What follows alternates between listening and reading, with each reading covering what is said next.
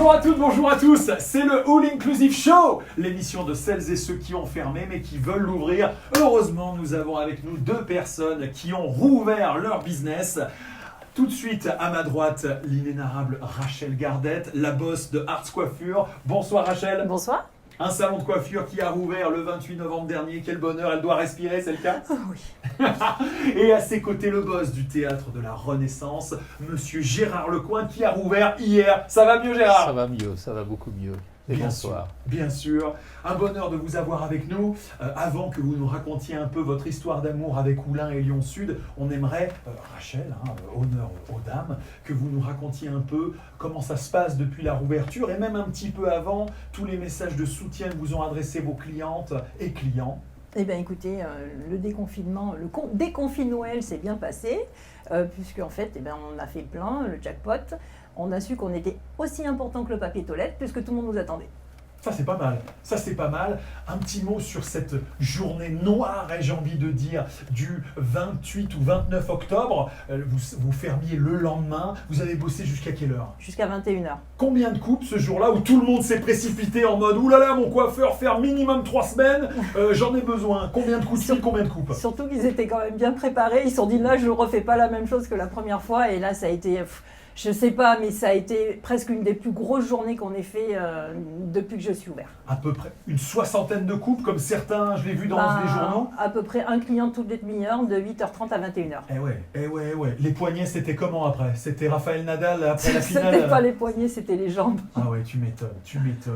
Gérard, racontez-nous un petit peu, est-ce que le théâtre de la Renaissance, justement, a fait peau neuve pendant cette pause? Qu'ont découvert comme nouveauté vos adhérents depuis hier? Alors, comme nouveauté, peu de choses, puisque le bâtiment n'a pas changé. Mais par contre, à l'intérieur, il s'est passé beaucoup de choses pendant ces semaines où le public était empêché de rentrer. On a travaillé, et tous les artistes ont répété, beaucoup de répétitions. Beaucoup de solidarité, puisque le milieu de la culture est quand même en panne depuis presque 10 mois maintenant. Et ça nous a permis également, d'un point de vue très logistique, de faire tout ce qu'on ne peut pas faire en cours de saison, de la maintenance technique, du travail administratif qui est toujours remis au lendemain. Mais ce qui était essentiel pour nous, c'était de garder le lien avec le public. Ça prend beaucoup de travail, de les rassurer, de les inviter à revenir. Ils sont revenus, ils reviennent, et on est très heureux qu'ils puissent enfin ouvrir la porte du théâtre de la Renaissance. Bien sûr, on est heureux pour vous. Bien sûr, vous avez repris des couleurs depuis hier, Gérard. Exactement. Mais ça se voit, ça se voit. Alors, on aimerait en savoir un petit peu plus sur vous deux, bien sûr. On aimerait que vous nous confiez une anecdote sur vous, sur Oulin, sur le théâtre, sur le salon, peut-être sur les deux, les trois en même temps. Face caméra, à toutes celles et ceux qui nous suivent, racontez-nous, honneur aux dames.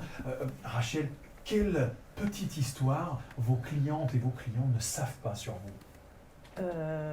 En fait, une anecdote du salon, c'est le jour en fait, où le boucher d'à côté, M. Julien, en fait, a fait son pot de départ. Et donc il avait fait ça toute la matinée, mais moi, on n'avait pas pu s'y rendre, on était au travail.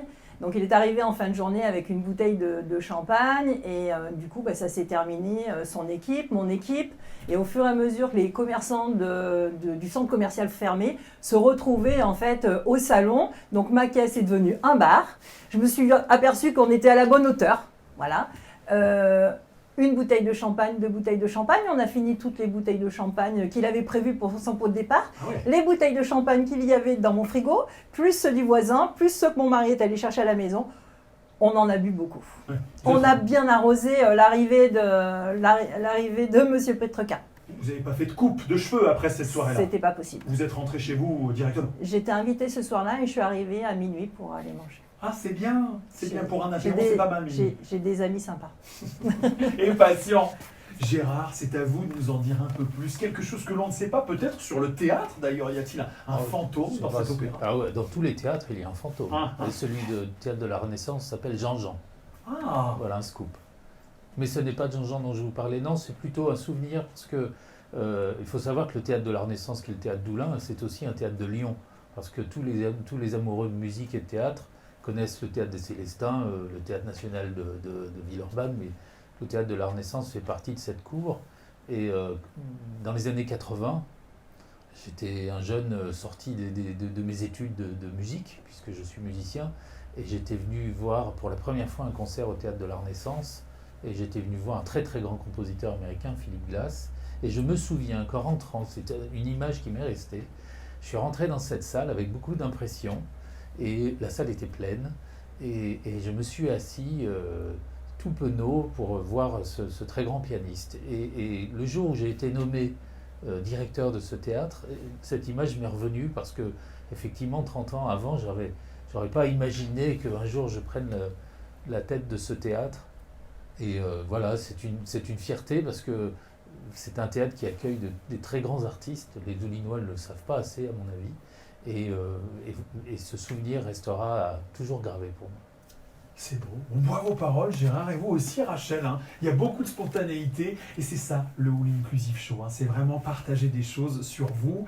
Ça nous fait plaisir de les entendre. Tout de suite, l'inénarrable, la merveilleuse, la tornade du All Inclusive Show, Mademoiselle Za. Le confinement est terminé, mais nous les artistes, nous les personnages, nous les histoires, nous n'avons jamais été muselés, non, nous n'avons jamais été enfermés, nous sommes là, toujours vivants. Merci, Mademoiselle Za. On aurait dit Colombine, on aurait dit Harlequin, applaudis. Za. Formidable.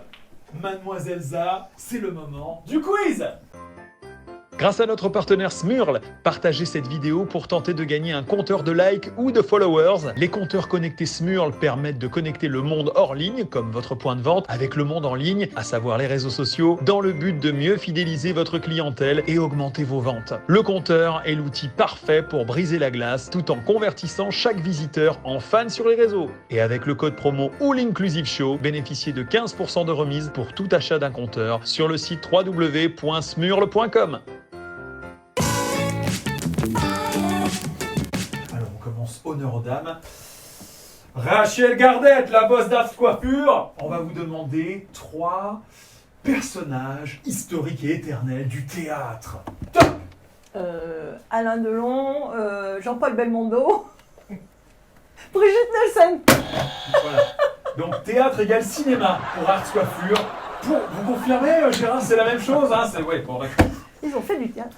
Oui, enfin, j'espère. Oui, surtout Brigitte Nielsen. Ils ont fait du théâtre. Surtout Brigitte Nielsen. Mais oui, Ah oui, mais tu l'as pas vu. non, Bah, moi non plus. d'accord. Mais je l'ai su. Oui, sûrement, à un moment ou à un autre, bien sûr.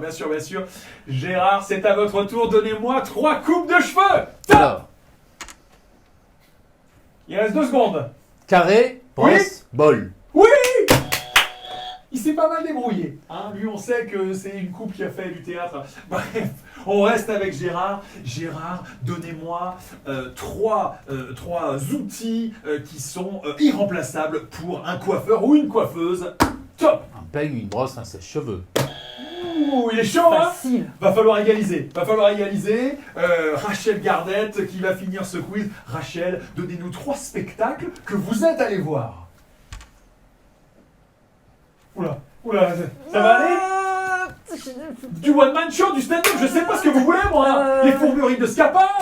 Voilà. Bon, d'accord. Elle a dit la mini-finière. Oui, Et- imaginaire. Et les précieuses ridicules. Ah, parfait. Ouais, ok. On parce y que était. Nous sommes en couple, en fait. Parce que, voilà, je vous rappelle. Hein, Mamour, écoute, tu pourrais t'en souvenir, quoi. C'était pour mon anniversaire. Les précieuses ridicules. Vous étiez formidables et on vous remercie d'avoir été des nôtres aujourd'hui pour le All Inclusive Show. Avant de venir dédicacer le mur des invités, des Oulinois et des personnalités du All Inclusive Show, j'aurais aimé que face caméra, vous adressiez chacun à votre tour un message d'espoir, un souhait de bonheur pour toutes celles et ceux qui nous regardent, pour les fêtes de fin d'année, car on s'en approche, ou pour 2021. Rachel, qu'est-ce que vous souhaitez à toutes celles et ceux qui nous regardent? Eh ben, de bosser, parce que on a tous des commerces pour ça. Donc, travaillez et puis surtout, retrouvez-vous en famille, il faut en profiter. Le travail, c'est là. Santé! Gérard, à vous, que souhaitez-vous à tous ceux qui sont avec nous? Je souhaite beaucoup d'amour. Je souhaite beaucoup d'amour et puis de solidarité parce qu'il faut être solidaire de chacun d'entre nous, quel qu'il soit. Voilà. C'est la fin de notre émission du jour, le All Inclusive Show s'achève. On remercie bien sûr tous nos partenaires, le Lyonceau Basket et toutes celles et ceux qui nous suivent chaque jour. Protégez-vous, c'est bientôt les fêtes de fin d'année, alors continuez vos emplettes pour faire travailler nos commerçants et nos artisans qui en ont bien besoin. Bonsoir.